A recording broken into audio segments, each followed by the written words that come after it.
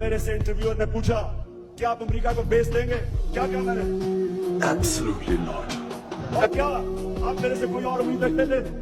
Absolutely not के अलावा कोई उम्मीद रखते थे? क्योंकि मेरा जीना भी पाकिस्तान में, ये मेरा मुल्क है, ये मेरे लोग हैं, मैं क्यों अमेरिका के लिए अपने लोगों को कुर्बान करूं? तो ये भी उनको तकलीफ थी, उनको चाहिए थे चेरी ब्लॉसम फूड पॉलिश करने वाले जो कहता कि beggars are not choosers, यानी कि क्योंकि हम मकबूज हैं, हम गुलाम हैं, हम आपके जूते पॉलिश करेंगे। क्योंकि जिधर इनके पैसे बांट पड़े हैं, इनकी जायदादें बांट पड़ी है, ये याद रखें, ये कभी साम्राज्य का प्रेशर बर्दाश्त नहीं कर सकते। ये वो करेंगे जो उनको हुक्म मिलेगा। उनको इस तरह के करप्ट गुलाम पसंद सी है कि ये हमेशा उनके सामने झुके रहेंगे।